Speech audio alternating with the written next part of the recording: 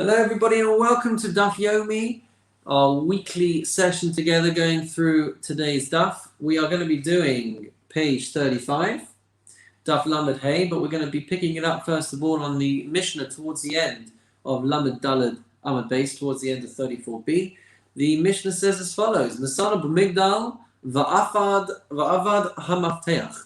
So what we're talking about over here is somebody who is preparing an Eruv Tchumin, which allows them, they put food at a point which is 2,000 amot away from the perimeter of the city, which allows them to extend the distance so they can walk by further 2,000 amot. What they've gone and done is they put this Eruv, they put this food inside a cupboard, and they've locked up the cupboard to keep it safe, but they've lost the key. So what's the story now? Is this going to count as an Eruv if you can't access the food? Says the Mishnah, Hareza Eruv. This is going to still count as a valid Eruv. Continues the Mishnah, Rabbi Eliezer Omer, Im Eino Yodea Shemafteach B'Mekomo Eino Eruv. Rabbi Eliezer says that if he does not know that the key is in its place, then it's not going to be a valid Eruv, and we're going to see more in the Gemara as we discuss it. Says the Gemara, Va'amai. The Gemara asks, regarding the first point in the Mishnah, the first opinion which says that it would count as an Eruv, why should it count as an Eruv? Hu b'makom echad ve'eruv b'makom acheru. He is in one place, and the Eruv is in a different place. He's not able to access it. So why should it count as a valid Eruv? Rav Ushmuel de Amri Travayu. So Rav and Shmuel answer both of them together. Hacha b'migdal shel levanim askinan. Here we are talking about a cupboard which is made of bricks. For Rabbi Meir here, and it goes in accordance with the opinion of Rabbi Meir. De Amar poches lechatchila v'notel. Rabbi Meir says you would be allowed to create a hole, to create a breach, to break down the bricks on Shabbos and be able to take the whatever's on the other side of that. So if we plug that into our Mishnah over here, he would be saying you'd be allowed to break the wall down of this cupboard to be able to access the Eruv which is inside it. Ditznam, the support for this from the Mishnah, Bayis shemiluhu peros sasum v'nifchas notel m'makom hafchas. Says the Mishnah that if you've got a house which is filled with fruits, it's filled with produce, and it is closed up, it's sealed up, and then it gets breached, so then the Mishnah says there that you're allowed to take out the produce from the place of the breach. Rabbi Meir says you'd even be allowed to break it down yourself, to be able to take out the produce on the other side. So according to this, Rabbi Meir would hold that you make a hole in the cupboard in order to remove whatever's inside, and the same would apply for Eruv. Says the Gemara, Rav Nachman bar Ada Amar Shmuel. But hold on a second. Rav Nachman bar Ada says in the name of Shmuel, Ba'avira de Livni. He says as follows, that the Mishnah that we just brought is referring to a structure that is built with piles of bricks, with layers of bricks. And they are not cemented together. And that's why you'd be allowed to make a breach. But we can say too here, the Gemara tells us here too, we're talking about a pile of bricks that is made to make this cupboard, and the food is inside of there. But we have another problem. We've got a statement from Rabbi Zera that the Mishnah that we were bringing before, beyond Amru, it was talking about Yom Tov, of our Shabbos, but this would not be the case of Shabbos, and therefore we can't bring as proof for the Eruv being valid here, we can't bring the other thing about the closed house, we can't bring that as proof. Hachinami be Yom Tov. So then we're saying, well, here too our Mishnah is referring to Yom Tov, for an Eruv needed for Yom Tov and not for Shabbos. Ihachi, says the Gemara, Hainu, then if that's the case, then what we were talking about, Rabbi Eliezer Omer im Be'ir Avad Eruv Eruv. Rabbi Eliezer says that if the key was lost in a city, then his Eruv is going to be valid. But if the key was lost in the field, then his Eruv is not a valid Eruv. But if that Mishnah, if that teaching is going on the fact that it's Yom Tov, then what difference does it make if the key is lost in the city or the key is lost in a field. It's not going to make a difference. Answers the Gemara at the beginning of today's page, top of 35a. Chasuri mechsera v'hachi katani.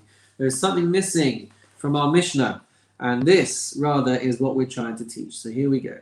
Nasnu b'migdal v'na'al b'fanav v'avad hamafteach harei erev. If you put the erev, if you put the food inside a cupboard, and then you lock it, and then you lose the key, it is nonetheless a valid erev. B'med dvar mamurim. So now we're going to qualify what this Mishnah is saying. What are we talking about? Answers the Mishnah b'yomtiv. We're talking about if it's on yomtiv. Aval b'Shabbos ein erev v'erev. But if it's not on Shabbos, and because you're not going to have that access, the erev is not going to be valid. Nimtza hamafteach bein ba'er bein basadeh ein erev v'erev. If he finds the key, when then it's irrelevant of whether you are in the city or whether in the field, it is not going to still be a valid erev. Rabbi Eliezer Omer, Ba'ir Erev V'Erev, B'Sadeh Ein Erev V'Erev. Rabbi Eliezer argues on this and says that if it's found in a city, it's going to be a valid Erev, and if it's found in a field, then it's not going to be a valid Erev. Ba'ir Erev V'Erev, so the opinion that if you find it in the city, it's going to count as a valid Erev, that is Rabbi Shimon. That is like the opinion of Rabbi Shimon the Amar, Echad Gagos, Echad Chatseiros, Echad Karfifos,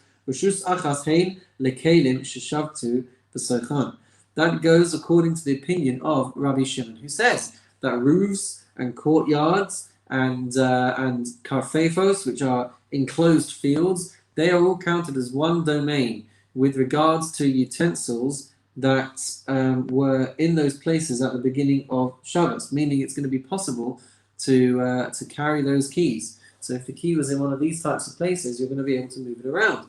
However, the sadeh, but if it was in a field where you're not able to carry it around, then ein eruv or eruv, then it's not going to be. My apologies. So if it was found in one of those places, then you're going to be able to carry it around. Continues the Gemara. The sadeh ein eruv or eruv. If it's found in the field, you're not going to be able to count it as a valid eruv, and that is k'Rabbanan. That's like the opinion of the Rabbanan, who holds that since you're not going to be able to carry in it, that is why it's not going to be a valid Erev. Continues the Gemara with another explanation of the Mishnah there. Rabba Rav Yosef Amitravai. We've got Rabba and we've got Rav Yosef who said held the same opinion together. Hacha b'migdal shel eitz askinon. We're not talking about a brick cupboard. We're talking about a wooden cupboard. And there's still a machlokes then as to the following point. Damar Savar. One opinion holds klihu. Ve'ein binyan b'kelim, ve'ein stira b'kelim. One opinion holds that a wooden cupboard is going to have the status of a kli, for which there is no prohibition of building and no prohibition of destroying or dismantling. So since there's no prohibition of dismantling this wardrobe, you're going to be able to access the food inside if you've lost the key. Umar Savar, and the other opinion holds Ohelhu, and the other opinion holds that it is going to be counted as an ohel, as a tent, in which case there is going to be a problem of breaking apart the tent, the ohel, the covering, to be able to access it, because it doesn't have the status of a utensil or of a kli. It has the status essentially of a building, and so you're not allowed to build or dismantle buildings on Shabbos, and that is why it's going to be a problem to access this Eruv, and that is why the Eruv is not going to be valid. And this is the same machlokes as another disagreement between Tanaim, Ditnan, as we see in the Mishnah. Hikish al gabe Seda Teva Omigdal Tamein. There's the Mishnah with regards to the Tumah of a Zav, the ritual impurity of a Zav, and their ability to transmit Tumah just by moving it.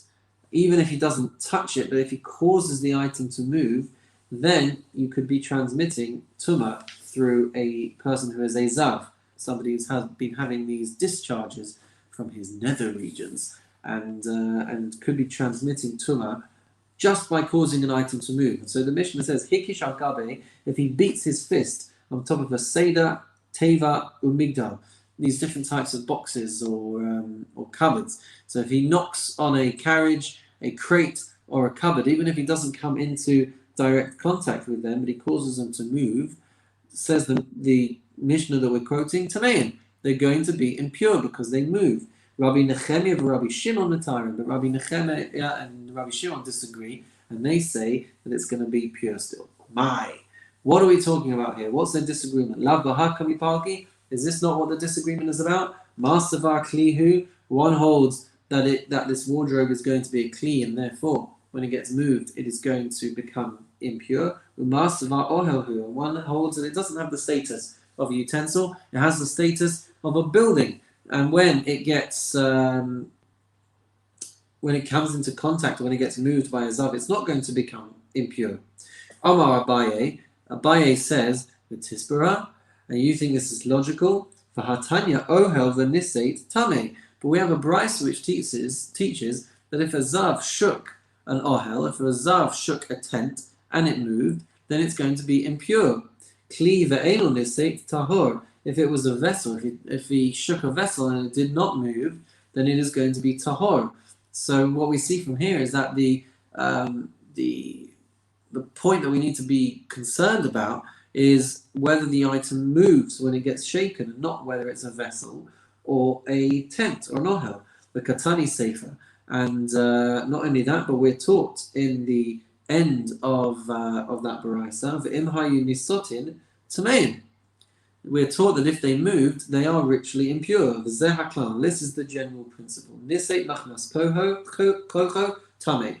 If an item moves on account of the force, the action of the zav, of the person who is impure, then it's going to be tameh. Machmas ra'ada, if it moves on account of vibrations. So he stamps or bangs on something, and then the floor, as it were, causes it to shake, let's say, and it causes the item to shake, then tahor, it's going to still be pure.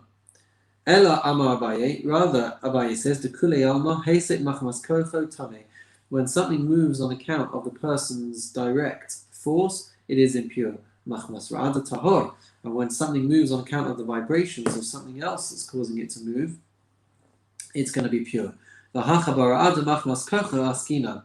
And what we're dealing with over here is vibrations which are brought about through his direct force, such as where he bangs on the object, where it vibrates, that it doesn't necessarily move. Ubaha kamipalgi. And so then this is what they are disagreeing on. Demasavar have heset. One opinion will hold that counts as heset, as moving it. Umasavar lo have heset. And the other will say, no, it's not counted as heset, it's not counted as moving, and therefore it's not going to be impure. Umasnisin b'may mukminan lam. And so, therefore, we have to ask the question: what is the case in our Mishnah? What are we going to establish with regards to our cupboard with this Eruv, with this locked key? Abai v'Rava da'ami travau. So Abai and Rava both say, "B'minol v'katir b'masna askina," that we are talking about something which is locked and it is tied up with a leather strap. Ubai sakin al-nifsake. And you're needing a knife to be able to cut it off.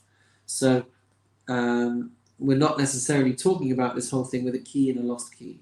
Tanakama Savar, the first opinion will hold. Savar lak Rabbi Yossi, holds like Rabbi Yossi. The Amar kol hakelim nitalim b'Shabbos chutz mimasa gadol v'yasei shel macharesha. Anything, any item, any kli can be moved on Shabbos with the exception of a large saw and the blade of a plough, which we've seen before in Maseches Shabbos.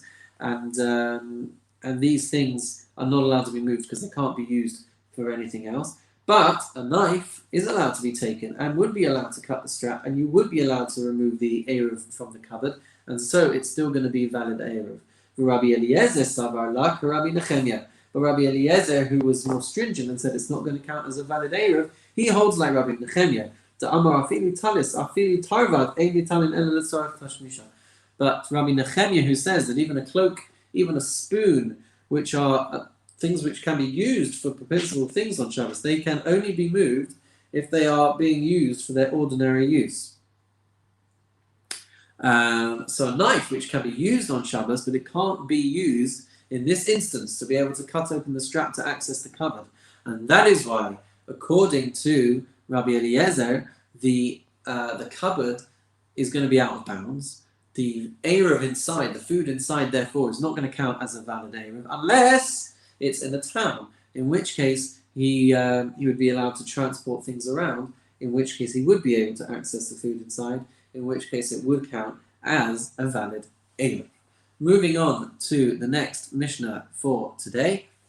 Says the Mishnah, Nisgalgal chutz litcham. What if you have got an Eruv which you put down towards the threshold of this 2,000 amos, which is then allowing you to walk further? So we're still talking about Eruv Techunin. So what if you put this food down, but it rolls now beyond the 2,000 amot limit? Or Nafal alav gal on Nisraf? Or what if a pile of stones falls on top of it? Or if it gets burnt up? So the premise over here is that these things are going to be useless to us. They're not going to be accessible. They're not going to be edible. They're not going to be permitted for us to get to them because they've rolled away. Or truma v'nitmeis miba'od yom, or it's truma, and this truma has become ritually impure before Shabbos came in, so it's not going to be acceptable for consuming. Says the Mishnah, Eino Eruv. These things are not going to count as a valid Eruv. But if the teruma became invalid, it became impure after Shabbos came in, or it got burnt up after Shabbos came in, or rubble fell on top of it after Shabbos came in, or it rolled beyond the perimeter after Shabbos came in. If any of these things happened after Shabbos came in, says the Mishnah, Harei ze Eruv. These things will still be valid as an Eruv. Continues the Mishnah, in Safek, if we're not sure when these incidents happen, whether it was Shabbos or not, Rabbi Meir and Rabbi Yehuda Omerim, Rabbi Meir and Rabbi Yehuda say, Harei ze chamar gamar. Very interesting turn of phrase over here, called a chamar gamar. We are in a situation where a person is like a donkey driver and a person is like a camel driver. You're kind of caught. What's the word? You're caught between a rock and a hard place. On the one hand, you've got a donkey driver who prods an animal from behind, a camel driver who leads an animal from the front, and the point is that you're being pulled in two opposite directions, because since there is an uncertainty as to whether you can now go beyond your border, because we don't know whether the Eruv is valid or not, so then you have to be strict and you can't go beyond that point. But on the other hand, your Eruv was on one particular side, and so you now lose out on being able to go in other directions. So you're really caught in a difficult situation over here. Continues the Mishnah, Rabbi Yossi, Rabbi Shimon, Rabbi Yossi and Rabbi Shimon say, Safek Eruv Kasha, a doubtful Eruv, an Eruv whose validity is in doubt, is nonetheless kosher, is nonetheless valid. Amar Rabbi Yossi said, Avtumas Hayim Mishum Chamisha Zakenin, al Safek Eruv Shekasha. Rabbi Yossi said that Avtolmus, the sage, testified in the name of 5 Zakenim, 5 sages, 5 elders, that a Safek Eruv, an Eruv whose validity is in doubt, is nonetheless going to be valid. Says the Gemara. Says the Gemara. We said Nisgalgal chutz latcham. You've got this Eruv which has rolled beyond the tchum, beyond the valid Shabbos limit. Amar Rava, says Rava, Lo shanu ela shenisgalgal chutz la'arba amos. This is only going to apply that it's not going to be valid if it has rolled more than 4 amos outside of that limit. Aval latoich amos. But if it's rolled to within 4 amos, 4 cubits beyond your perimeter, then hanosen eruvo yesh lo daled amos. Then we have a teaching which tells us that one who places an eruv down is still going to have 4 amos beyond that point to move before it becomes a real problem, and therefore it's still going to be okay to be able to continue from that point. It's still going to be a valid eruv because you've got those extra 4 amos, and so you can continue. But if it was beyond that point, then you're going to have a problem, says the Gemara. Quoting the Mishnah again, we say, Nafal alav gal. What if we've got rocks that have a pile of stones that have fallen on top of your food? Kasal kadaitach di'ibai matzi shakile.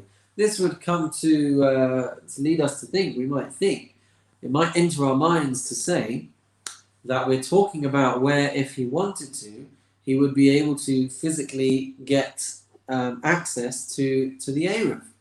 And perhaps the only reason why he can't is because he's not allowed to move these rocks on Shabbos because the Rabbanan say that they're muksa. Leimas maslisnin delok Rebbe. Let's say that this Mishnah does not go in accordance with the opinion of Rabbi Yehuda Hanasi, to Ika Rebbe, because if it did go in accordance with Rebbe, Ha'amar kol davar shehu mishum shavus lo gazru alav bein hashmashos. We have a statement by Rebbe who said that that anything which is prohibited due to an imposition, a gezerah, decree by the rabbis, lo gazru alav bein hashmashos. They did not issue the decree to apply during bein hashmashos, during twilight. So, according to Rabbi Yehuda Hanasi, then our Mishnah in particular, since these items were going to be accessible at twilight, according to him, it should be valid, and therefore we're going to say that the Mishnah does not go in accordance with his opinion.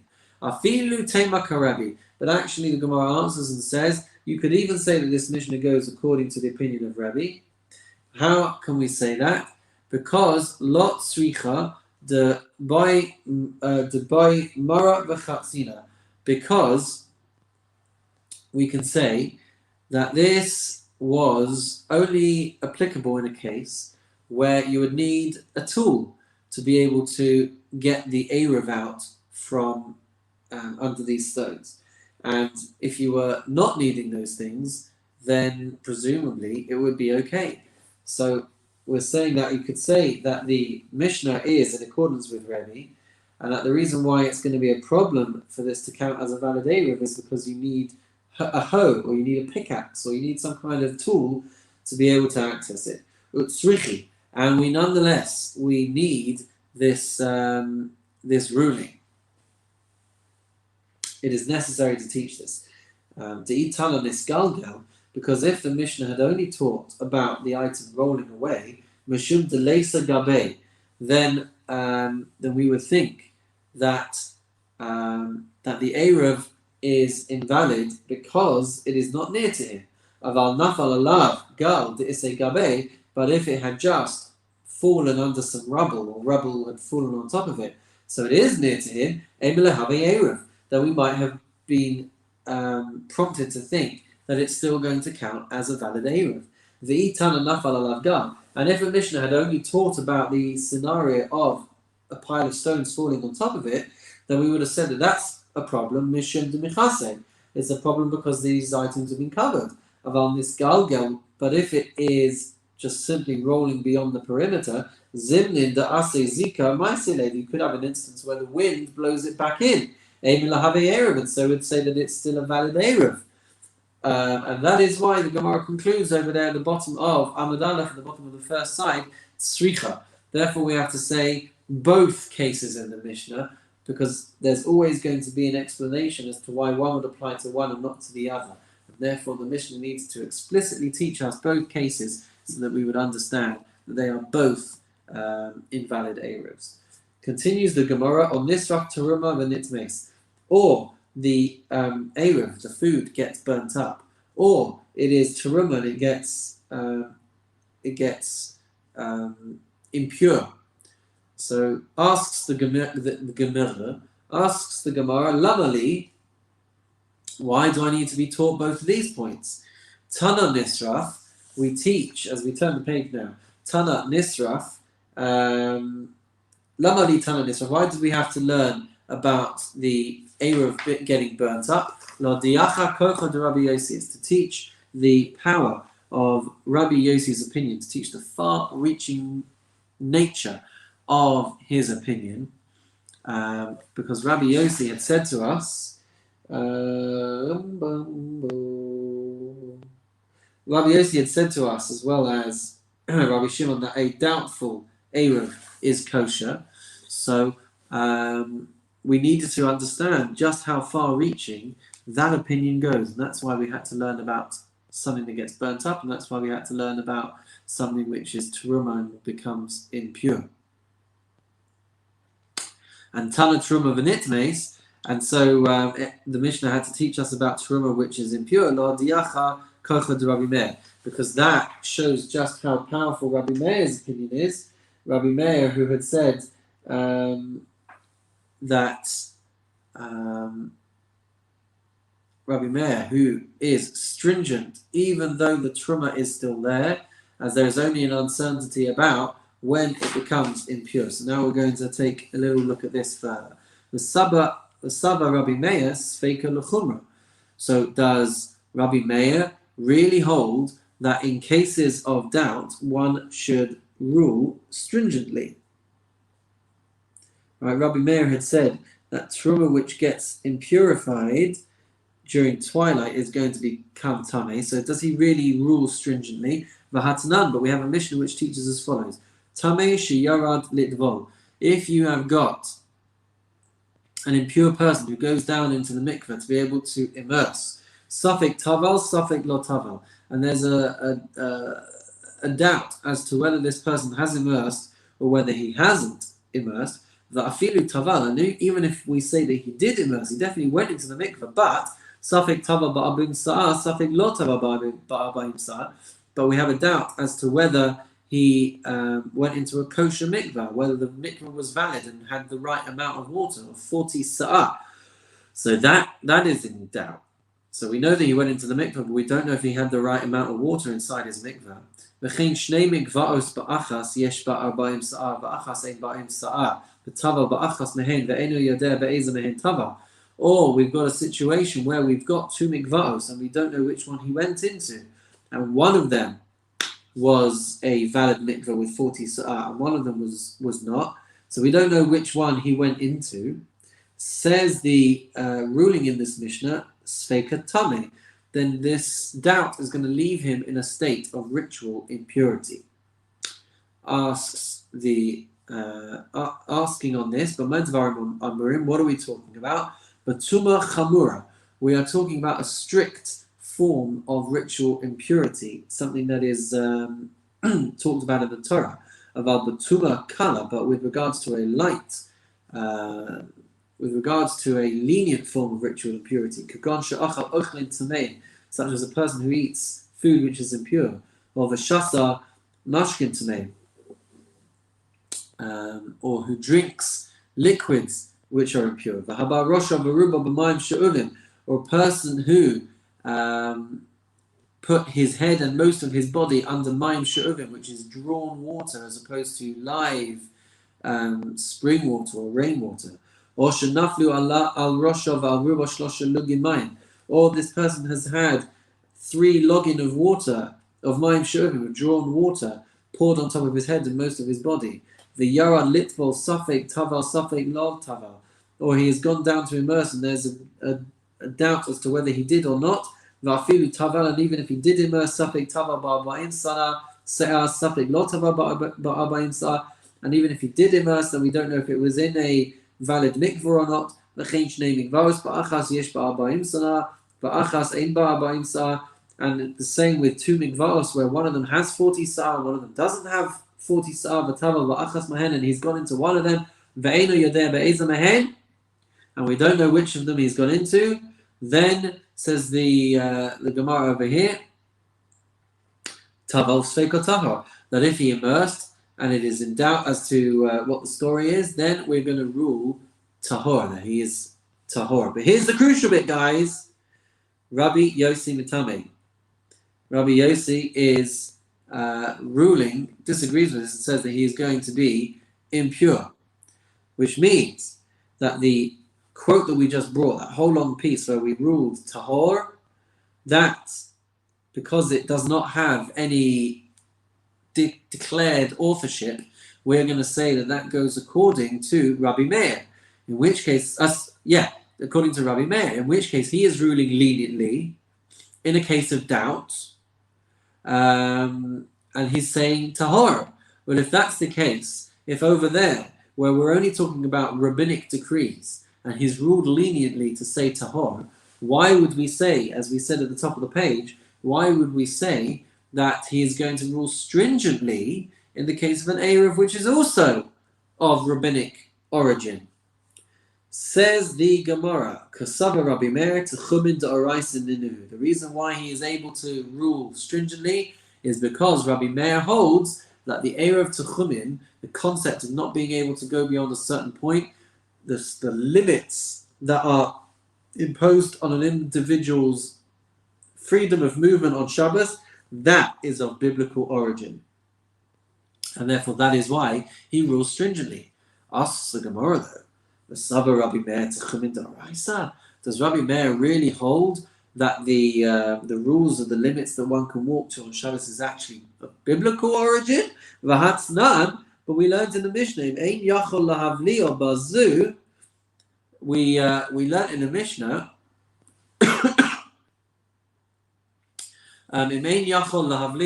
if as a person is measuring the distance to the Shabbat boundary, which they did by, we'll see a little bit later, which they did by taking rope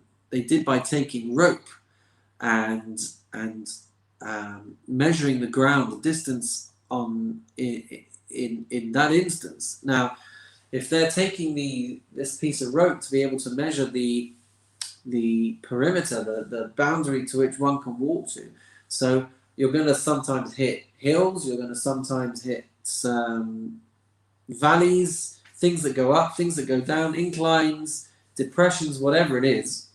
So what they would do is that they would accommodate for the slope or the incline that they were walking on, and they would be able to nonetheless measure this space out, and it would all get lahavliyot, swallowed up in the measurement. So everything would in the end work out.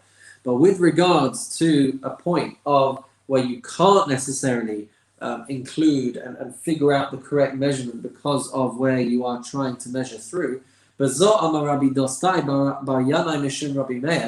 this, Rabbi Dostai Bar Yanai said in the name of Rabbi Meir, Shamati Shemikadrim Baharim. Rabbi Meir would say that that he heard that we pierce mountains, meaning that we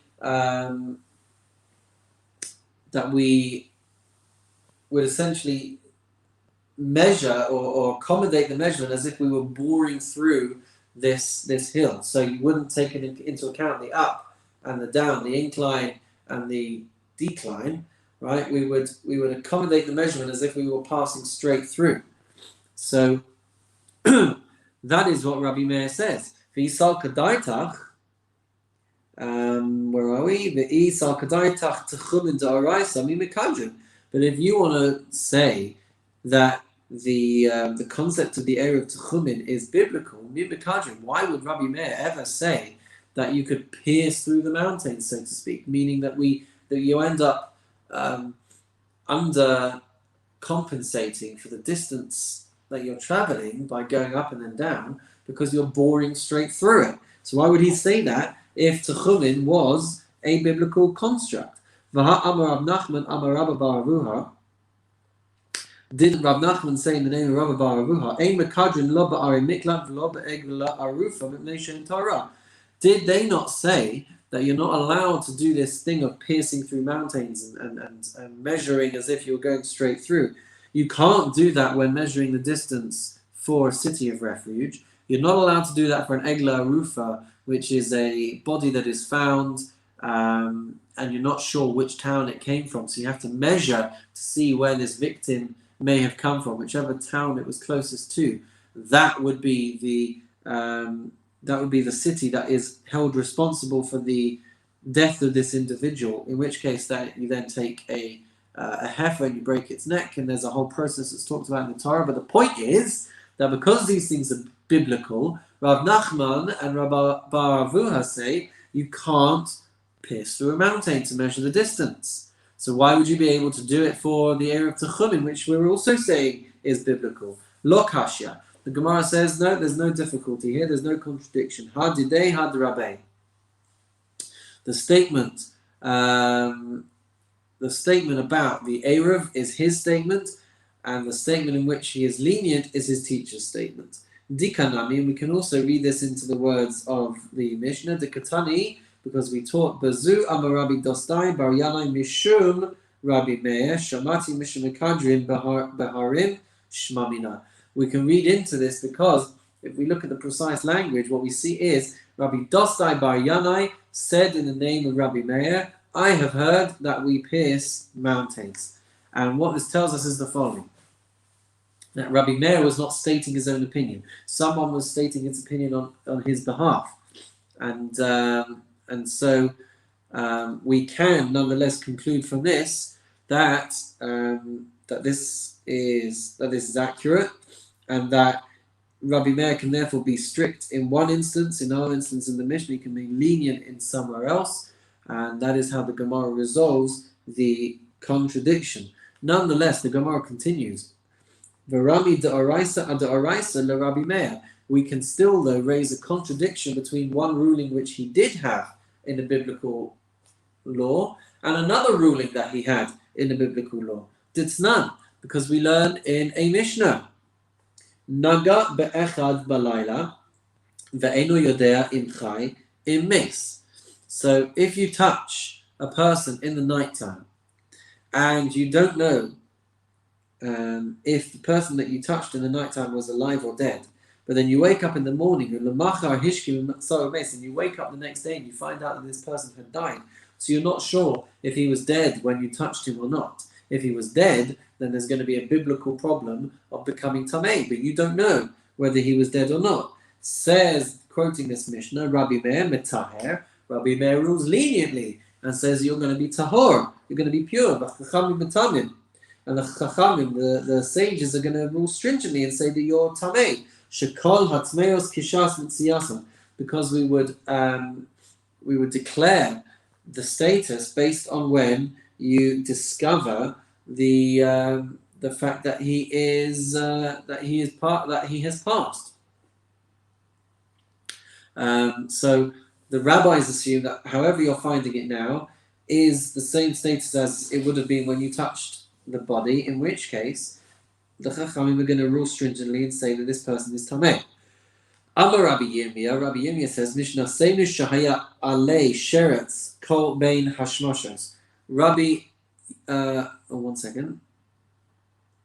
The point is, as we said, that Rabbi Meir is being lenient with regards to a Torah law, and he is presuming that the person must have been alive when he touched him, until we can be absolutely sure when he died. So you wake up in the morning and find out that he's dead. Rabbi Meir is going to say, well, there's a good chance that they were alive when you touched him. And so he is going to rule leniently. But then we have this as a contradiction, because we are saying with the Eruv, which he says is biblical. So why would he rule stringently over there? So Amar Rabbi Yirmiyah answers, Mishnah Teinu, our Mishnah, Shahaya Alei Sheretz Kol Bein Hashmashos. The Mishnah that we're quoting is referring to a case where a sheretz, a creepy crawly, which conveys tumah. Sorry, our Mishnah talking about the Eruv, the teruma being tamei. So Rabbi Yirmiyah is interpreting our Mishnah as talking about a scenario where you've got this teruma, which was at one point tahor, and it had a sheretz on it for the whole of Bein Hashmashos, for the whole of the twilight period. So at the point at which this teruma would have been activated as your Eruv for Shabbos, it had a sheretz on it, which was conveying tumah. And it was on it for the whole of Bein Hashmashos, and that is what Rabbi Meir is ruling stringently about.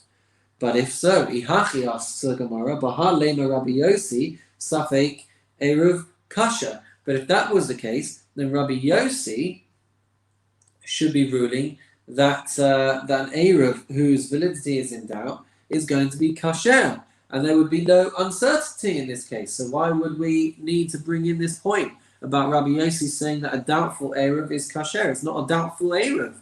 It's for sure a problem because it's had this sheretz on it the whole time. Rabba of Rabbi Yosef to Amatravai. Rabba and Rabbi Yosef answer together. Hacha b'shtei kitei edim askina. The problem over here is that we have a conflict of testimony as to the status of this Eruv.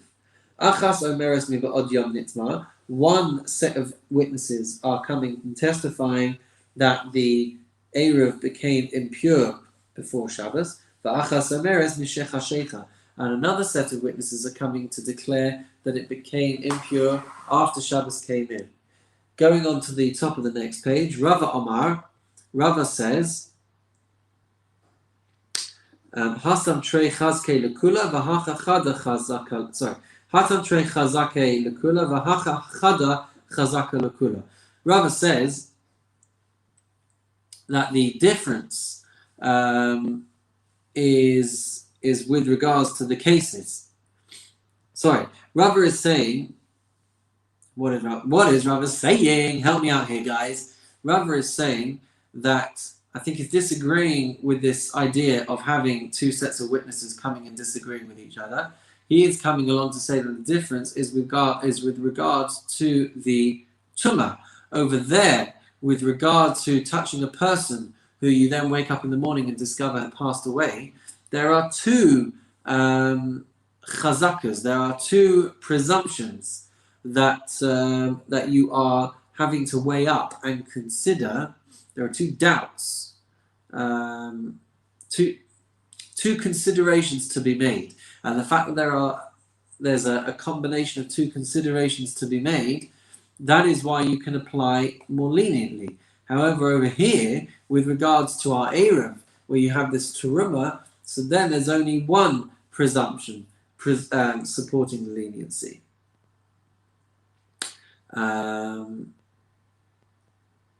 So with regards, so let's just run through that a little bit. We've got some help for us on the screen over here. With regards to someone who touched a body, who you then find out afterwards that they had passed. So what are the two presumptions? Firstly, the person who was found dead was at one point alive, and so that's presumption number one. And presumption number two is that he remained in that state until we know with certainty that he was dead. Secondly, the one who touched the person was previously pure, and he remains tahor until we know with certainty that he became impure. So the fact that you have two presumptions over there, they work together to create a lenient ruling from Rabbi Meir. But with regards to terumah, there's only one presumption. The presumption is that terumah was at one point pure and would remain in that state until proven otherwise. And therefore, since there was not an added presumption, an added chazaka, an added layer that you could add on to be able to justify a lenient ruling, that is why, according to Rava, Rabbi Meir would rule stringently. If you want to find out about the contradiction between the teachings of Rabbi Yossi, you'll have to tune in to the daf tomorrow and find out. But for now, that's all for today. We are going to wish you a meaningful and wonderful day. Thank you so much for tuning in. I hope that this has helped you somewhat in your learning, and hope to see you all very, very soon. Bye-bye.